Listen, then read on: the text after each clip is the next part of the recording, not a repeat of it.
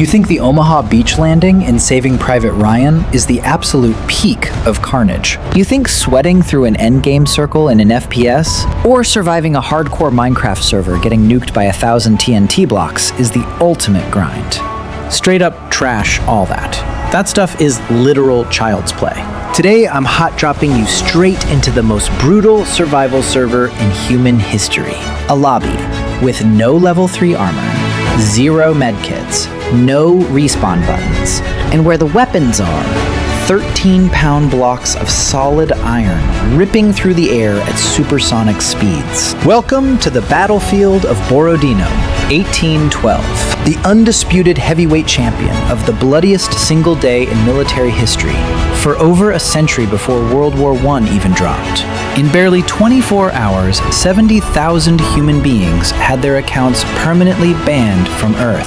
Out here, artillery point-blanked massive infantry squares standing completely still, like giant target dummies. And the most unhinged part, that was just the warm-up lobby, before Emperor Napoleon threw his invincible 600,000-man army into the minus 30-degree death trap of the Russian winter. If you're a hardcore military history buff, an R-rated action junkie, or you just love watching massive empires violently fumble the bag, this video was literally tailor-made for you. In the next 10 minutes, I'm exposing the most savage cannon fodder combat meta of the 19th century.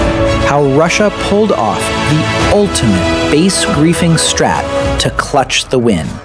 And why Cossack cavalry is scarier than any sleep paralysis demon you've ever faced. Buckle up, we're dropping into the meat grinder right now. To understand how 70,000 players got wiped in a single day, we first have to break down the military combat meta of the 19th century. If you play any shooter game, what's your basic survival instinct?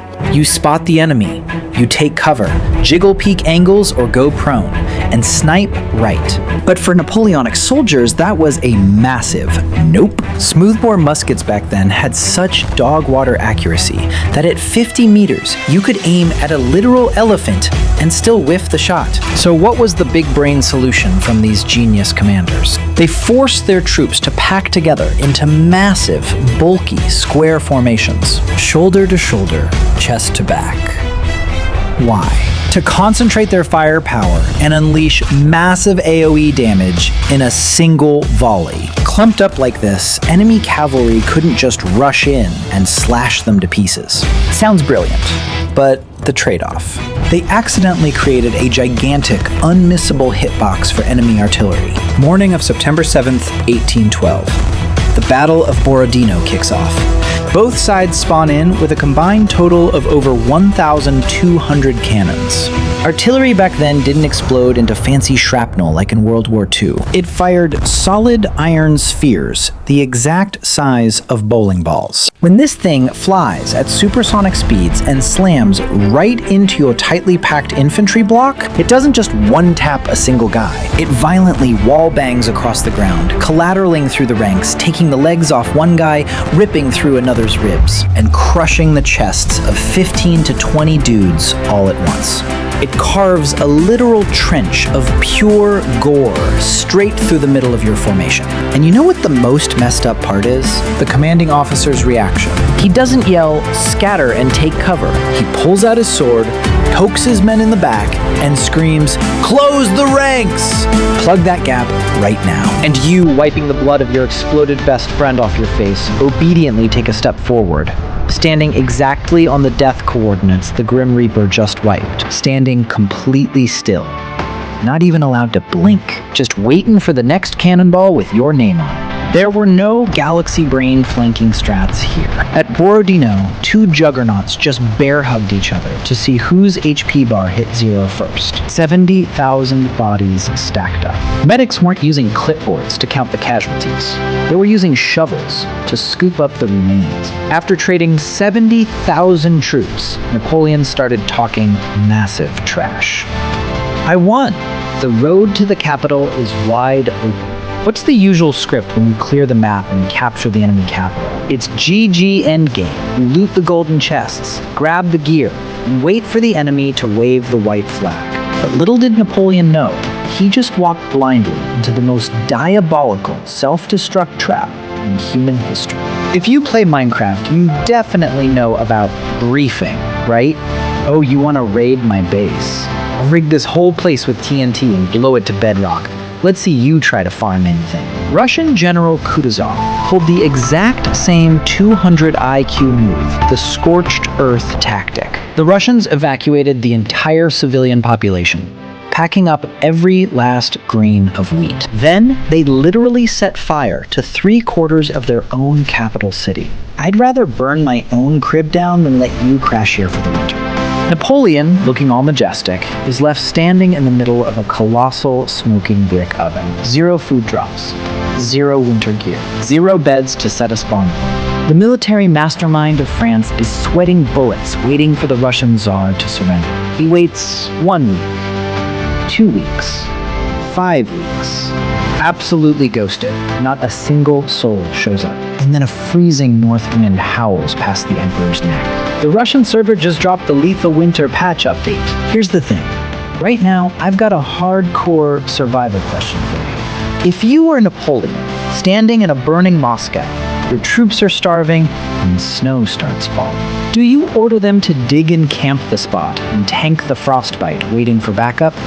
Or do you drop your ego and speedrun it back to France? Drop your tactical playbook in the comments right now. I'm gonna read through them and break down whether your strat survives the winter or gets you logged out of life early. Comment right now. Swallowing all his pride, Napoleon hit the giant rage quit button, but it was way too late. That retreat is the literal textbook definition of pure despair. The Russian winter absolutely slapped the French Grand Army in the face with minus 30 degrees Celsius temps. This isn't your kitchen freezer kind of cold. This is the kind of cold that literally freezes the fluid inside your actual eyeballs. Those flashy summer dress uniforms were now more useless than wet toilet paper. Tens of thousands of horses froze to death before the cavalry could even mount up. Feral survival instincts kicked in, starving to the point of insanity. French soldiers sliced open the bellies of freshly collapsed horses, gutted them out, and crawled their entire bodies inside the bloody, still warm rib cages, just to hide from the frost. Don't go thinking the French died just because they got sniped by the enemy. In this cursed snow biome, all you had to do was get tired legs and tell your bro, yo, I'm just gonna lean against this tree and rest for 5 minutes. You blink once, fall into a permanent sleep, and your body officially turns into a permanent ice sculpture. If you poked their corpses with a stick, they would shatter like glass. Tens of thousands of frozen human popsicles stuck in every pose imaginable littered the entire bloody path of retreat. You think Mother Nature was the final boss? You're dead wrong. Introducing the Phase 2 boss, the Cossack light cavalry. If you think Enderman teleporting and jump scaring you in the dark is creepy Cossack cavalry, is that nightmare multiplied by 100. These steppe hunters didn't give a single damn about fighting fair and square face to face. They abused the most toxic, lethal, hit-and-run strats ever conceived. Waiting till midnight while you're shivering by a fire, these phantoms would burst out of the blizzard at warp speed, decapitating 5 to 10 guys, howling like actual demons, snatching your moldy bread stash, and vanishing back into the pitch-black night faster than your ex switched up on you. You literally can't counter an enemy you can't even see.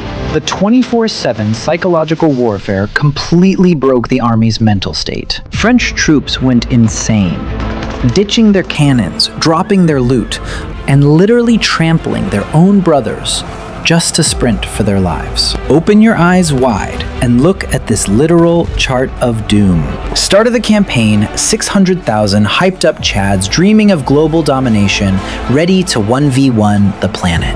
By the time they dragged their broken HP bars back across the border home, barely 20,000 players were left who could even hold a weapon. Over 500,000 young men got their accounts permanently wiped, left behind to act as fertilizer for the Russian birch forests. The biggest skill issue in history completely shattered Napoleon's empire. The blood-soaked lesson etched in stone.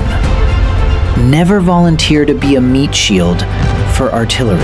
And absolutely never poke the Russian bear during winter. You'd think people would learn. But do you know what the most hilarious, brain-dead, and insane thing in human history is? Exactly 129 years later, along comes an arrogant dictator named Adolf Hitler. He flips open this exact history book, looks at Napoleon's 600,000 frozen corpses, and delusionally flexes. Hold my beer. I've got panzer tanks. I'm gonna do it way better than that noob. And guess what? He copy-pasted the exact same suicidal blunder, tossing 3 million Nazi soldiers straight into the Russian winter meat grinder during Operation Barbarossa. But panzer tanks clashing with the Soviet Red Army's T-34s. That was 10,000 times more brutal than the Napoleonic era. What kind of bloody price did Hitler end up paying? What savage tactics did Russia use to absolutely silence the unbeatable Nazi war machine right there in the snow? Straight up, if you're a true military history junkie addicted to the gore and the most insane tactics ever used, hit that subscribe button right now. Because this channel is literally built for you.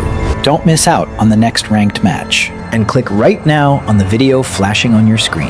The absolute hellscape of the Stalingrad campaign makes today's Borodino look like a kid's playground. Click it right now. I'm not playing. Click it. Don't miss the biggest battle in human history. I'll see you in the next video. Boom.